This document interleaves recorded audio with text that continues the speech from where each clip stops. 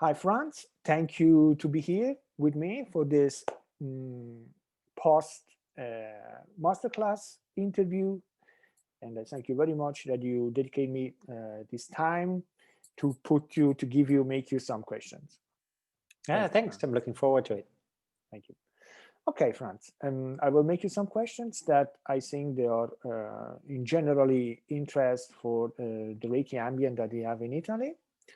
And the first question is about Reiki and his origin. And here we are a bit confused because we don't know anymore which kind of Reiki is the original, because we start with Takata, that was the Usui Shikiryaho, the original one. Then after Takata came Hiroshi Doi with Gendai Reiki, then Yakuda Ninamoto, he came with the Komyo Reiki, and then Yamaguchi came with Shikinen Reiki, and so we are confused. It exists really an original Reiki, or what are we practice? I think this is a perfect question. And for me, I trained with a lot of these teachers who you mentioned, and also with different teachers in Japan. And for me, I don't think there is an original Reiki. And it's actually quite simple. And Hiroshi Doi points it actually out very nicely as well. He says that Mikusui was teaching his students according to their spiritual development. Now, this makes perfectly sense. All these traditional teachers in Japan did exactly the same. My current teacher still does exactly the same. If we both go get a little bit similar, and then we get different depending on where we're coming from. So if Mikusui taught his students depending on their spiritual development, then of course, if he passes away, then one student says, oh, it's like this, and the other student says, no, it's like this, and the third says, no, it's like this, and yet they're all right. They're all correct, and yet they're also all not correct, because the ultimate truth, I think, is not to get distracted by these original claims, but really to see what Mikusui was pointing at. And he was, for me, really pointing at a direct experience of your inner great bright light, or a direct experience of the embodiment of the precepts. And so the precepts, not to anger, not to worry, be grateful, be true to your way and your being, and be compassionate. And here, even then, it's debatable. For example, one of the common precepts we have, do not anger. And then there is what is said that Mikusui also taught to some of his Buddhist students, what is, do not bear anger, for anger is an illusion. So it's a little bit more elaborate. And then there is this debate. People say, oh no, this is not right, this is not right. And then if I really think about it, it makes perfectly sense. Because if Mikusui was teaching a farmer, and he would say, okay, do not bear anger, for anger is an illusion, this farmer would say, well, that doesn't make sense, because I'm really angry, my crop was destroyed. What are you talking about, illusion? But if Mikusui would have taught a Buddhist student about illusion, that Buddhist student already had a deep understanding, because illusion is one of the Buddhist teachings. So therefore, he would have probably said to the Buddhist student, do not bear anger, anger is an illusion, but maybe not use the illusion element to the farmer, because for their farmer, that is too difficult to grasp. And therefore, both are right.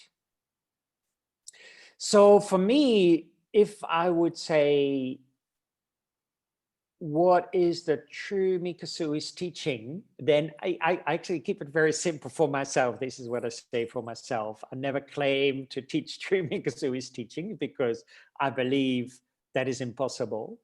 But if I ask myself, what is the true Mikusui's teaching, then that for me is the embodiment of the precepts. And if I can say, I'm softening my anger, I'm softening my worry, I have become a little bit more grateful, I'm a little bit more true to my way of my being, and I'm a little bit more compassionate, then I can say I'm truly following or trying to access what he was pointing out, if that makes sense.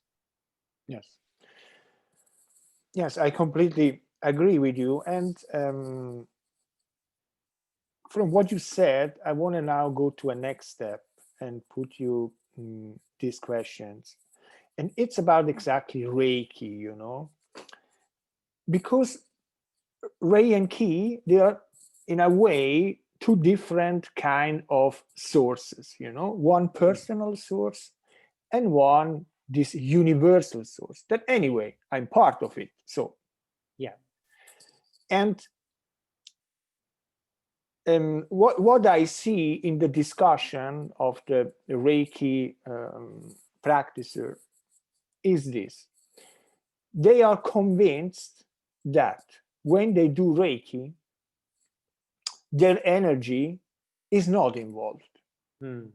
It means it's just Rei. They do nothing. They give nothing. They do nothing. This is this intelligence energy that goes and do. You know how much, how long.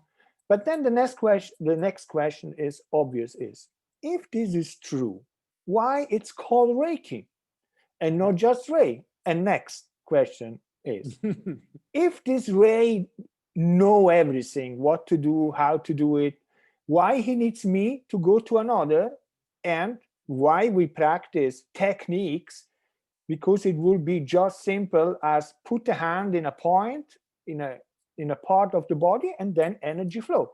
So my question is this really true that we give nothing? Is this possible that when we make Reiki to someone, our, I don't know, identity, our thoughts, our energy disappear? And if yes, where it goes? I wish that was simply the case. I think we simplify it way too much, and we say just take the ego out of the way and just place your hands out of yourself. But this is very, very tricky. I see it a bit like this, actually. If this is my client, and if this is me, and I'm the vehicle for the tea, what comes in through the lid and then out like this, then I need to make sure that the teapot is clean. I need to make sure that the teapot is not obstructed. So if the teapot consists of some other stuff in it, sand, for example, then of course sand will also come out. Even if I'm just a conduit, then I need to make sure that the conduit is clear, that the conduit is strong, that the conduit has no holes, is the conduit, it has no knots, else nothing flows. And I think we created a very simplified practice, what ultimately we can take so much more deeper when we realize we are part of the equation. Yes, exactly. And yes, I think this is important part, because a lot of people, they believe that after a 2-day seminar and initiation or attunement or whatever you want to call it, they are magically these clean channels and they are bringing light and love and everywhere. And so this is, I make you one more questions about it, but it's connected. And yesterday I made it, I want to repeat it. How much is Reiju or the attunement really important? Because here they give very much value on it. But as you yesterday said, and I completely agree with you, what makes the transformation is for sure not in the attunement or the Reiju, but it's practice. Yes. Just the practice in the time will bring really development. what do you think about? Is this ratio really that much important and has this power to change someone from A to Z in one session, in one seminar, and you go inside with a lot of problems and you go out that now you're a healer ready to spread light and love everywhere? Well, again, I like your questions because, yes, I think we've simplified it. We came to that conclusion, and therefore we have lost our self-responsibility, the self-responsibility for healing ourselves, for being a clear vehicle, for that we are part of that equation, no matter if we do hands-on healing or Reiju. And I always look at it as this, and I always use one element of Mikosui's teachings as the base of these questions, and that is, again, the precepts. And I say, if the Reiju is so magically, right, or the attunement initiation, whatever word we use, if it's so magically, then it's easy to test. Do I go to a class and I still, of course, have anger, worry, fear? I'm not compassionate, not being kind, not being grateful, not being true to my way, my being. And then when I exit the class, do I have for the rest of my life no more anger, no more worry, no more fear? I'm forever compassionate and kind and grateful and true to my way, my being. Then that answer, if we really think about it, that is, of course not. It's not that magical. What means that it doesn't happen like that. It's the rest of our life what we need to practice. And this is, for me, a really important element, that we can clearly see that the Reiju is not suddenly turning us into some magical beings where suddenly we don't have any more anger, worry, fear, etc. Because if I'm a really clear conduit, then the precepts are an explanation of how to be a clear conduit, right? That is, no anger, no worry. And then people say, of course, I'm not angry, but it's really easy to trigger that. I was having dinner with a group. This is a bit naughty, and this person said, I'm not sure, I don't have anger. I have definitely no worry. And I'm really grateful. And she kind of believed it, right, in her own mind. And I say, I only have to do one thing.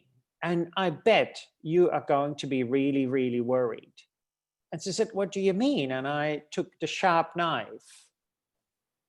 And I said, I have to do one action right now. And I bet you feel fearful. I mean, it will not be a nice action. And she goes, oh, yes, I see what you're hinting at. Because we think often when life goes well, when we have enough money, when we have enough food, when we can pay the rent, oh, yes, I'm very compassionate. Yes, I'm very kind. Yes, I have no anger. Yes, I have no worry. But then coronavirus hits and we lose our jobs and maybe relationships, etc., etc. And then we realize that is not true. That we have forgotten to work on ourselves. So I like Mrs. Takada translated the Reiju into initiation. And I'm not sure how that is with the Italian language, but in English, it is like this. When we receive the initiation, we have an initial experience. Exactly. And this initial experience might be of, oh, I am also energy, or, oh, I'm also light, or, oh, I feel a little bit less angry and worried. But that is only the initial experience. Now, after the class, that experience might disappear because we're so caught up in a melodrama of life. And then we have to water that initial experience. And how do we water it? We water it with practicing the precepts, practicing the meditation, practicing hands-on healing, if we know Reiki too, practicing the symbols and mantras internally, and practicing and receiving more Reiju, so that that initial experience starts to blossom.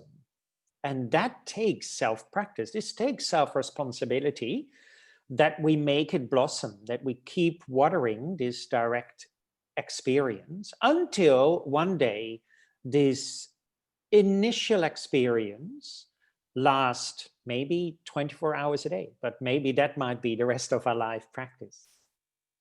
Thank you. This was very extensive, and I completely, again, agree with you.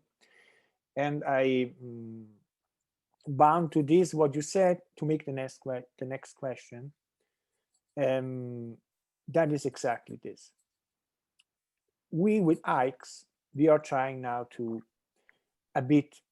make Reiki a bit more professional. Okay, in the Western professional, you know, it means gain competences, study a bit, you know, because one of the biggest critics that we get is, for example, that they say how it's possible, for example, that Shiatsu, you need to study 3 years, or reflexology, you need to study 2 years, and then Reiki, 2 days, and you are in the level of a Shiatsu practitioner, or I don't know, Tuina practitioner. Yeah. And so my question is this, very easy questions. You think that is really enough 2 days to give input or motivate people to start a self-responsible practice daily and bring it alone forward? Or it's maybe better if you offer them a follow-up so that you can lead them to have this practice? So you don't think that maybe we have to change a bit? Maybe it's okay 2 days to make this initiation, to make this first experience, first touch with Reiki is okay, but then we need, in a way, a follow-up, someone that follow us to give us motivation, or maybe give us hints or insights, so that we are motivated every day to do some things, to go forward. Because this was my experience, Frans. Since I opened my school, I made yearly, it was not course, you had to come and practice once in the week, all the group was together, and we grow up together, and I had very good results. And in the other way, in my first 2 years of master, people, they just stopped practice. So what is your idea about it? I 150% agree with you. I mean, for me, when I teach a Reiki 1, 2, or 3 class, and if they are short classes, then I always say, this is just the beginning. Please, please do remember this, you know, is not the end. After a Reiki 1 class, I say, this is the beginning. Now we have to hold hands and we travel together. So some people are very dedicated in that, and other people not. And of course, the dedicated people will become the best practitioners. It's as simple as that. I see it like this. No matter what we practice, no matter if it's how to be a baker, how to be a violinist player, how to be a soccer player, whatever, we have to practice. We have to practice daily if we want to become a professional, right? If I want to become a professional baker, I have to be really doing my best and keep training and keep going to maybe different teachers. If I want to be a violinist player on a professional level, I need to keep training, maybe also with slightly different teachers or with the same teacher. And again, same with a soccer player. Of course, if I just do it for a little bit of pleasure once in a while on my wife or husband or whoever, it's not so necessary. But for professional, yes, you have to keep dedicating yourself and keep practicing. I mean, this is one of the reasons I do worldwide, except now I do them online, but I do a lot of retreats. And in those retreats, yes, we do have discussions, but there is a lot of sitting on our butt and trying to stimulate that initial experience and water that initial experience. Because this is only through that we become a grounded, centered practitioner. And I think we have to also realize that if I want to become a professional, it is not just doing hands-on healing. You get clients who come in with their stuff, you know, with their emotional, mental, physical, energetic, whatever luggage. And how are you as a practitioner going to deal with it? You know, this is really important. Can you stay grounded and centered?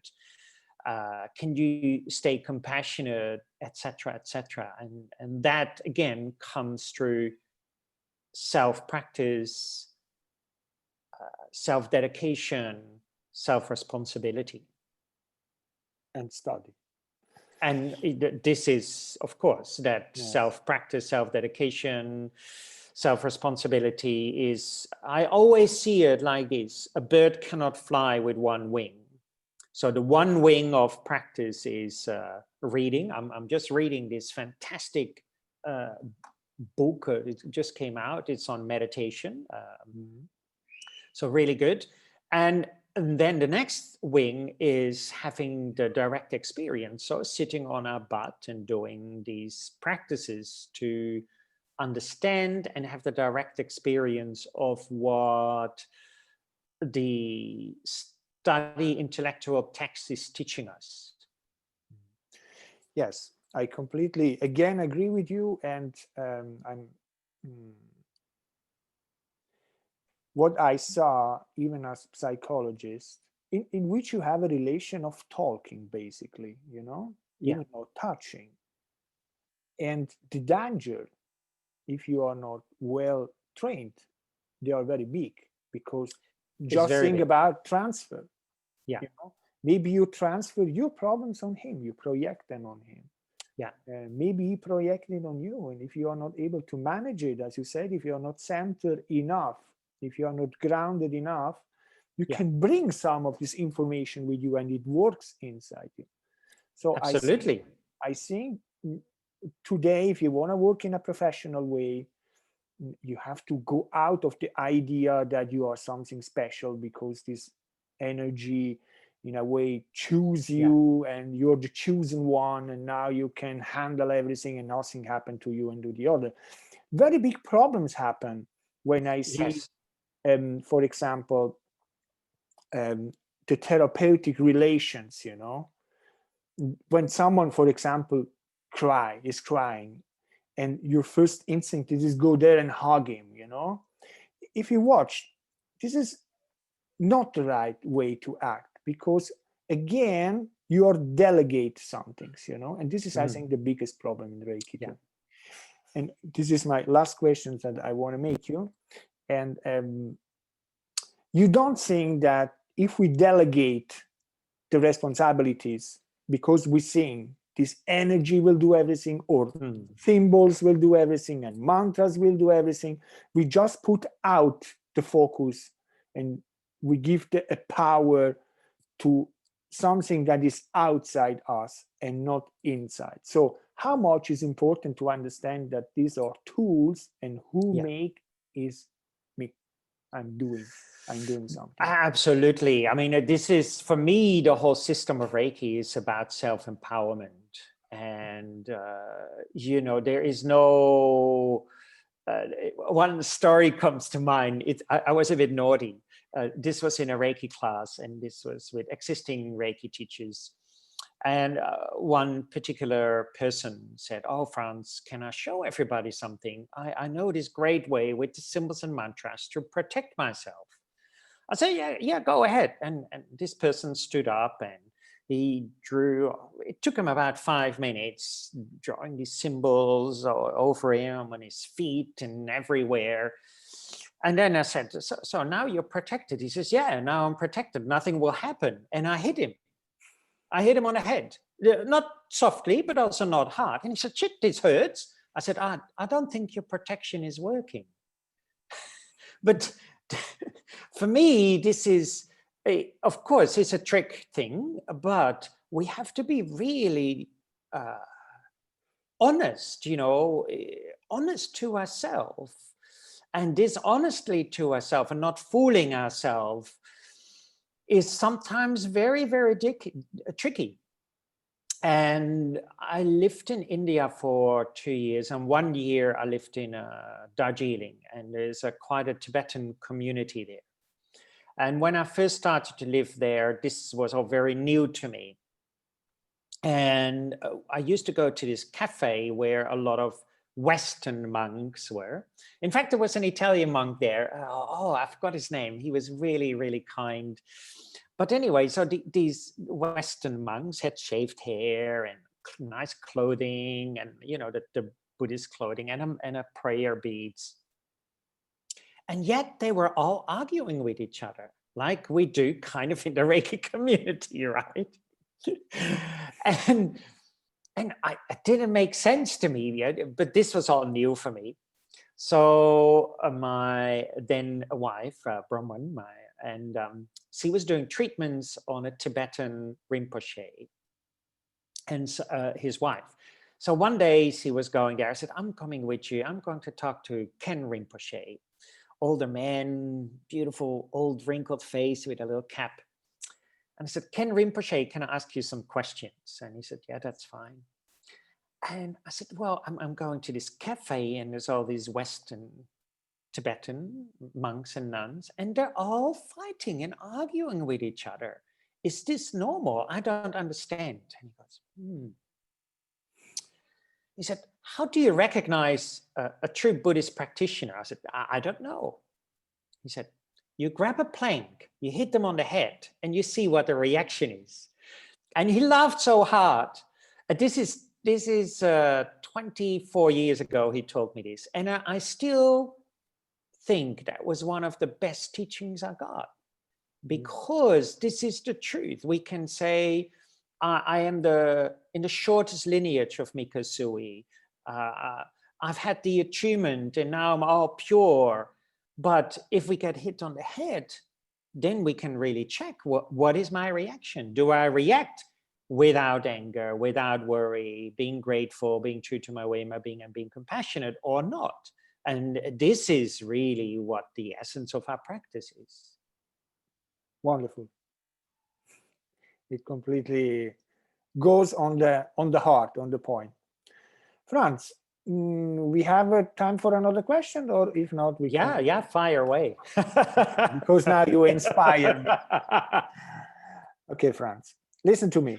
And another question is this, that Reiki practitioner, they think that this Reiki energy is just exclusive for them. Mm-hmm. And my question is this really like this, or this universal energy is open to everybody? And just maybe who makes Reiki get the tools to use it with a bit more awareness? Yeah. Otherwise, it looks like Reiki, who practice Reiki, is like more a sect. If you want to be part of this, you have to first make initiation, you have to have this and you have this. Otherwise, because a lot of people, they are like this, they say, no, when you don't get initiation, the energy use is not Reiki, it's something else. Yeah, like we have something special just for us. So what is your idea about it? You didn't think that we are naturally open to channel this energy, or really we need someone that put me the hand on the head, make some rites, and then again, I can say magically, I get elected and chosen by this energy. I like your wording. It's really great. I love it. You do it with a sense of clarity and humor. It's really good. But it hits the point home. I come to two things, and that is Actually maybe 3. So often we say, without the Reiju, we cannot channel Reiki, right? I hear some existing Reiki teachers say that. What is wonderful. And then I say to them, okay, you're saying without the attunement, we cannot channel Reiki. And they say, yes. I said, what does Reiki stand for you? And often they say universal energy.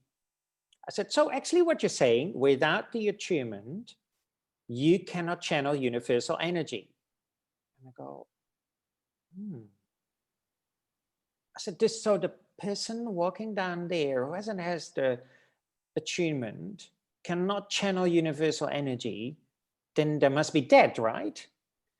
And they go, oh, I never really thought about it that way. But this is true, right? We don't think about these things. We just follow some kind of thing we read or hear.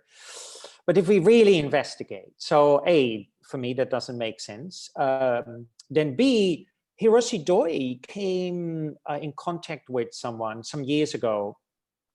And I hope I got this story. His father, the person he came in contact with, his grandfather, I think, was a student of Mikusui.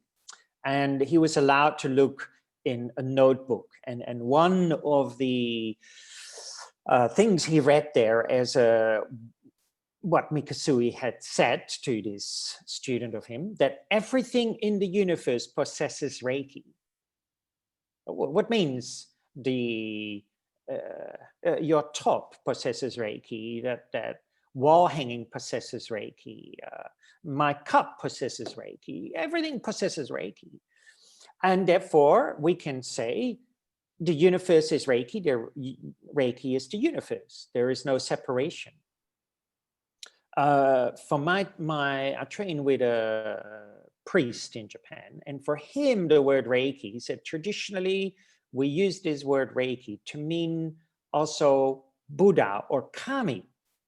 And again, in their idea, everything is Kami, everything is Buddha already. We just don't recognize it. So I think we're all have this Reiki already inside of us. Also my teacup, etc., because we cannot take that out of universal energy, but we just don't recognize it most of the time. And therefore, when we practice and apply the methods of precepts, hands-on healing, meditation, symbol and mantra, and Reiju, we slowly come to the understanding and we say, oh, everything is Reiki. There's nothing special about it. Everything is Reiki. And then, of course, true compassion comes forward, because if I say, I'm special because I have Reiki and you're not, that is not very compassionate, isn't it? Or if I say, well, I have it and only I can give it to you, that is also not very compassionate either. So if we look at the precepts, then some of these statements are not in line with the precepts at all. Very good answer, Yugav. And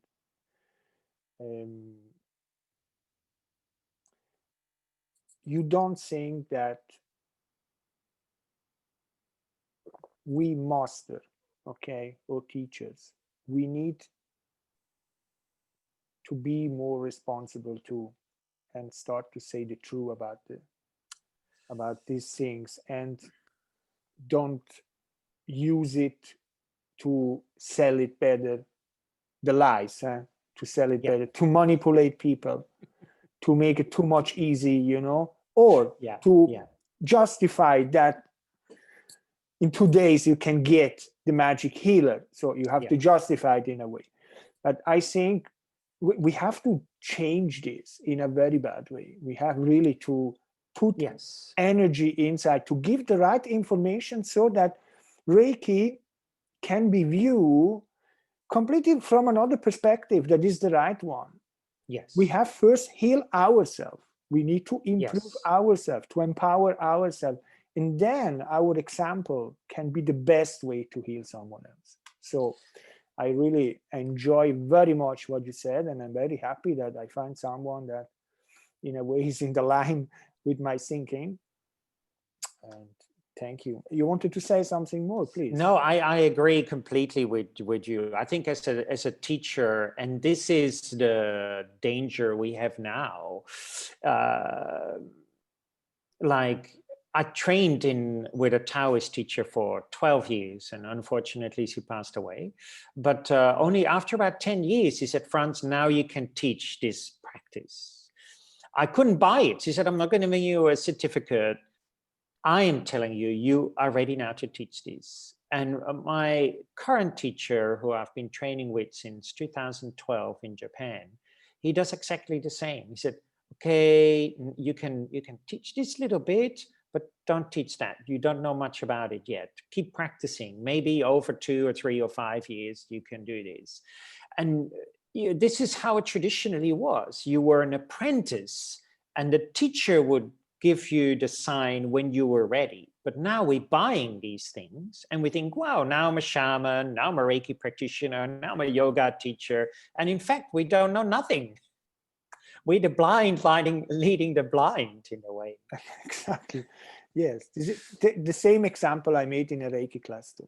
He said, today master, they can get master in 3 days easily. Yeah. And then they want to lead you.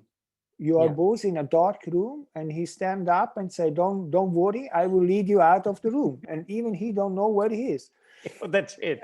So, but this is dangerous, I think. But of course, in a way, I don't know why we came to this.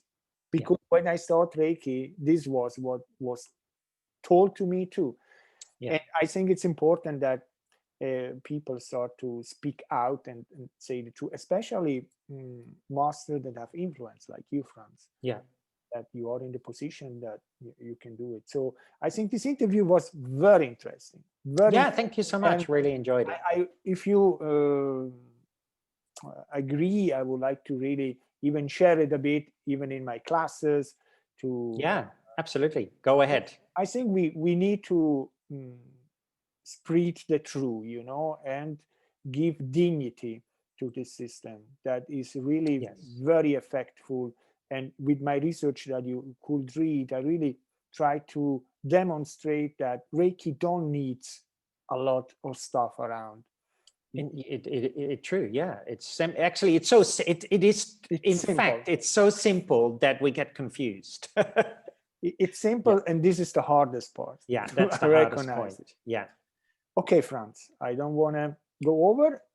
I thank you very much from the deep of my heart. It was very amazing, interesting, all your insight that you gave. And thank you again. And looking really forward to organize with you some other masterclass. Yeah, absolutely. And in presence too, as soon as COVID decide to let us, and when you are in Italy, I will be ready to organize for you a class or a course, so that would be great in person too. Yeah. Okay, Frans. Thank you very much. Then I will pass you everything when AICS will do the. No problem. Italian, but you have a good translator that will help you too. No, that's okay. Fantastic. Thank you very much, Frans. Okay, ciao, grazie. That's a thing. Have a good day. See you. You too. Bye-bye. Okay, bye-bye.